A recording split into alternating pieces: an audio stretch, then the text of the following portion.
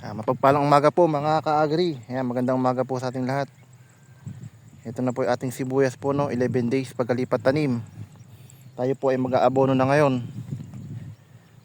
Ayan, maglalaglag po tayo ng 4 na bag sa 1.5 kilo po, no? Maganda po yung naitanim po natin. Medyo malawang po, no? At hindi po nagbawas yung ating tanim na sibuyas.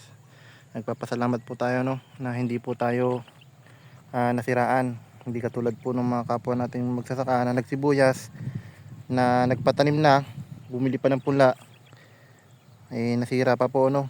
Dahil po sa isang linggo po na umuulan po rito, at meron pong isang linggo na umuulan. Dahil sabay-sabay po ang pagpapatanim, napilitan pong maitanim po yung kanilang mga sibuyas kahit po basa po ang lupa. Nalusaw po, no? Pero po tayo, maganda po yung pagkabuhay po ng ating sibuyas. Ayan, maglalaglag na po tayo ng 1620 na Atlas.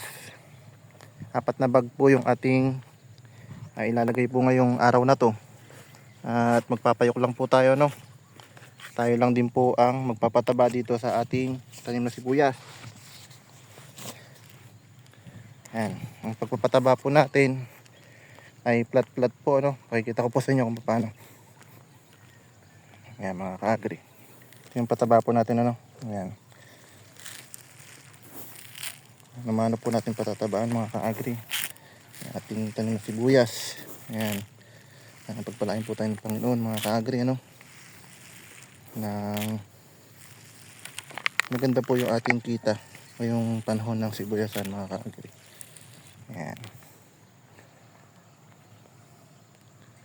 ayan po, no, yung ating sibuyas. Maganda po yung pagka buhay po, no? At hindi po nagpatay. Sana po magtuloy-tuloy po ang bulas. Ayan, ganito lang po yung gagawin natin ngayong araw po na to. Magpapayok lang po tayo. Yan po natin kung kaya natin, taas patutubigan po natin mamaya tanghali. Kung natapos po tayo magpataba mga ka-agri. Ito po, na-sprayan ko rin po ito ng gulo, no? Kaya kung mapapansin nyo po, na paisa-isa na lang po yung damo. Napatay po natin, ano? Pero may paisa-isa po. Gold sa machete po, nakapag-spray na po tayo. At sa susunod pong pangatlong araw, mag-spray na po tayo ng pampabulas po, no? Para po diretso na po yung bulas ng ating sibuyas mga ka-agri. Ito pong binapataan po natin na to ay ito yung red dragon mga ka-agri, no?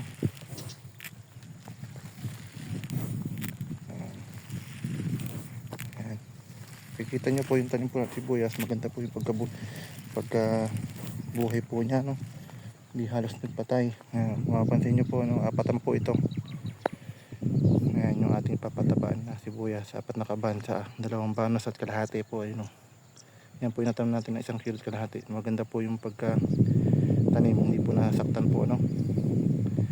Ayan mga ka-agri, sinishare ko lang po yung gagawin po natin ngayon. Papataba po tayo ng ating tanim na sibuyas. Ayan, sana po pagpalain po tayo ng Panginoon. Sana po maganda po yung ani po natin ngayong panahon ng sibuyas. Yun naman po mga ka-agri, ang pagpalang umaga po sa lahat. Sana patuloy nyo pong subscribe yung aking YouTube channel para mas updated po kayo sa mga bago ko pong video ginagawa.